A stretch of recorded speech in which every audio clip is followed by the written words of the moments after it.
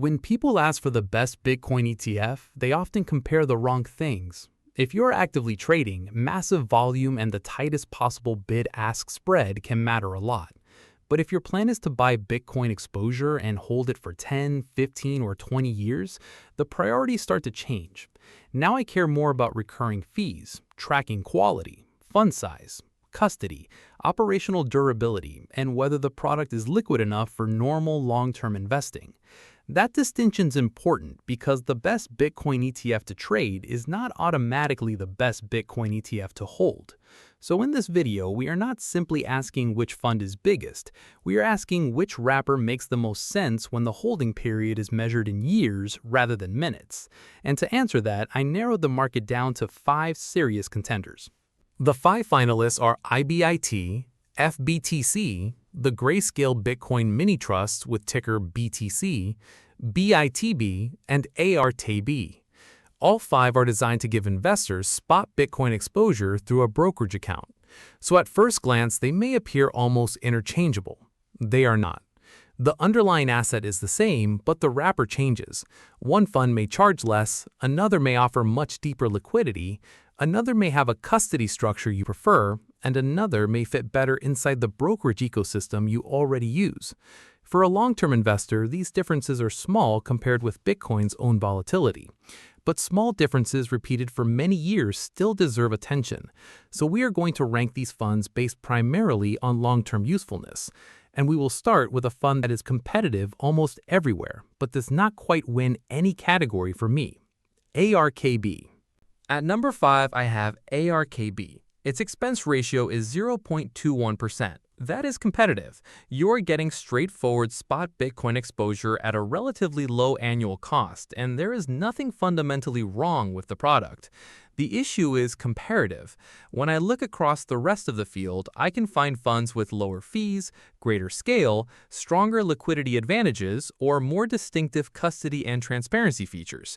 So ARKB falls into an awkward category. It is good enough that I would not be concerned if an investor already owned it, but if I were choosing from scratch specifically for a very long holding period, I struggle to identify the reason it should be my first choice.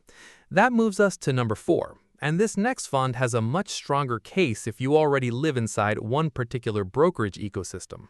Number 4 is Fidelity Wise Origin Bitcoin Fund, or FBTC. The expense ratio is 0.25%. That makes it more expensive than ARKB, BITB, and the Grayscale Mini Bitcoin Trust. But the reason FBTC remains highly competitive is Fidelity itself.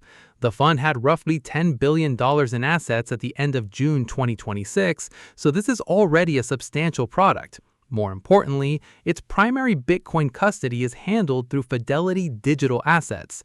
BitGo is also available as an additional custodian. For investors who already use Fidelity for retirement accounts or taxable investing, that integrated ecosystem may be worth more than saving a few basis points elsewhere. You get a large institution, brokerage integration, and a custody structure that differs from several competitors. So FBTC is not my lowest cost choice, but for a Fidelity-centered investor, it can still be the most convenient choice. Number 3 offers something different again: low fees combined with unusually strong transparency. Number 3 is BITB from Bitwise. Its management fee is 0.20%, putting it below IBIT and FBTC. It also has billions of dollars in assets and a tight medium bid-ask spread, so liquidity is more than sufficient for most long-term investors. But the feature that makes BITB especially interesting is transparency. Bitwise has emphasized independent proof of reserves examinations, giving investors additional visibility into the Bitcoin backing the fund. That does not eliminate custody risk, nothing does, but it is a useful operational feature in an asset class where investors understandably care about whether the underlying Bitcoin is actually where it is supposed to be. So BITB gives you a strong combination: low cost, reasonable scale, solid liquidity, and transparency. That makes it one of the most underrated long-term options. But number 2 is almost impossible to beat when the discussion shifts from cost alone to overall market quality. Number 2 is IBIT, the iShares Bitcoin Trust ETF. If someone asked me for the best all-around Bitcoin ETF without giving me any other information, IBIT would probably be my default answer. The sponsor fee is 0.25%. That is not the cheapest, but the scale is enormous. By August 2026, IBIT had roughly $48 billion in net assets, average daily volume measured in tens of millions of shares, and a median bid-ask spread around 0.03%. That combination creates excellent secondary market liquidity. For active traders, large institutions, or anyone who regularly moves substantial amounts of capital, that matters. It can make entering and exiting positions easier and more efficient. And scale itself can provide some comfort around long-term product durability. So why is IBIT only number 2? Because our goal is not maximum trading efficiency. Our goal is primarily buying and holding for years, and once we change the time horizon, one recurring number starts carrying more weight: the annual fee. Before we reveal the lowest cost winner, this is a good place for one quick interruption. If you want more investing analysis that focuses on what actually matters over years instead of reacting to every Bitcoin headline, subscribe to Boring Money Wins and hit the like button. We cover crypto, ETFs, stocks, treasuries, REITs, and retirement investing with the same goal: understand the product, understand the risk, and avoid paying for hype when a simpler solution does the job. Now, let's get to my number 1 Bitcoin ETF for pure long-term holding. And interestingly, it is not the biggest fund on the market. My number 1 choice for pure long-term holding is the Grayscale Bitcoin Mini Trust ETF, ticker BTC. And yes, the ticker makes this slightly confusing because BTC also commonly refers to Bitcoin itself. Here, we are talking specifically about the ETF. The main reason it wins for me is simple. The management fee is 0.15%. That is lower than IBIT at 0.25, lower than FBTC at 0.25, lower than ARKB at 0.21, and lower than BITB at 0.20. At the same time, this is not some tiny experimental product. It has billions of dollars in assets and enough liquidity for a normal long-term investor. So if my objective is primarily to buy Bitcoin exposure, hold it for many years, and minimize recurring drag, BTC offers a very compelling combination. But 10 basis points sounds almost meaningless. So the next question is obvious. Does 0.10% really matter? Over 1 year, the difference is small. On $100,000, a 0.15% annual fee is roughly $150 if the portfolio value stayed unchanged. A 0.25% fee would be roughly $250. That is about $100 of difference per year for every $100,000 invested. Not exactly life-changing. But long-term investing is built around the repetition of small effects. 10 years of recurring fees matter more than 1 year. 20 years matter more than 10. And because the investment value itself can change significantly, the dollar amount of those fees changes with it. So I would never choose a bad fund simply to save 10 basis points. But when 2 products provide essentially the same underlying Bitcoin exposure and both are operationally viable, recurring cost deserves attention. That said, there are still situations where paying IBIT's higher fee makes perfect sense. If I were actively trading Bitcoin exposure, IBIT could easily move back to number 1.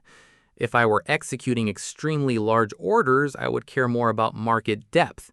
If I prioritize the largest possible fund with maximum secondary market liquidity, IBIT would again be extremely attractive. This is why I do not like declaring one ETF universally superior. BTCW solves the long-term cost problem extremely well. IBIT solves the liquidity and execution problem extremely well. Different investor, different problem, different winner. And there is another factor that deserves much more attention than it usually gets in ETF comparisons: custody. Because with a Bitcoin ETF, somebody else is ultimately responsible for safeguarding the Bitcoin. When you buy a Bitcoin ETF, you are not receiving private keys. You own shares in a trust or fund structure that provides economic exposure to Bitcoin. The actual Bitcoin is held through institutional custody arrangements. For example, Both the Grayscale Bitcoin Mini Trust and BITB use Coinbase custody. FBTC primarily uses Fidelity digital assets, with BitGo available as an additional custodian. That matters because operational risk does not disappear simply because Bitcoin is inside a brokerage account. You should still ask, who actually holds the Bitcoin? How concentrated is custody across the industry? And what safeguards exist if something goes wrong operationally? For most investors, these institutional custody systems are much easier than managing private keys personally. But easier does not mean risk-free. And that leads directly into the bigger structural decision. Do you want Bitcoin exposure through an ETF at all, or do you want to own Bitcoin directly? A Bitcoin ETF gives you convenience. You can buy it through a normal brokerage account. You can potentially use it inside certain retirement account structures. You do not need to manage seed phrases, hardware wallets, or private keys. For many investors, that simplicity is the entire reason the ETF exists. Self-custody gives you something different: direct control. You actually hold Bitcoin rather than shares representing exposure to Bitcoin. There is no ETF management fee, but the responsibility for security becomes yours. Lose access to your keys, make a serious operational mistake, and there may be nobody to call. So this is not a simple question of sophisticated versus unsophisticated investors. It is a trade-off between convenience and control. And if you choose the ETF route, there's one long-term mechanic you need to understand. The amount of Bitcoin economically represented by each share does not remain perfectly static forever. Bitcoin ETFs have expenses, and those expenses ultimately have to be paid somehow. Over time, the trust can use or sell small amounts of its Bitcoin holdings to cover those costs.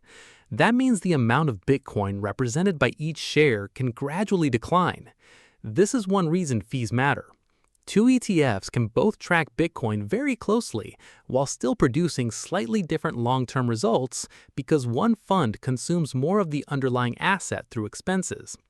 The difference may look trivial from month to month, but long holding periods magnify repeated small costs. This does not mean the lowest fee should automatically win. Liquidity, custody, tracking, fund stability, and investor convenience still matter. But once two products satisfy those requirements, paying less for essentially the same exposure becomes difficult to ignore. So, with all of those factors combined, here is how I would rank the major options by investor type. For pure long-term cost efficiency, my pick is the Grayscale Bitcoin Mini Trust, BTC, with its 0.15% fee. For the best overall combination of scale, liquidity, and execution, IBIT wins. For investors already deeply integrated into Fidelity, FBTC has a very strong case. For investors who value both low cost and additional transparency around reserves, BITB stands out.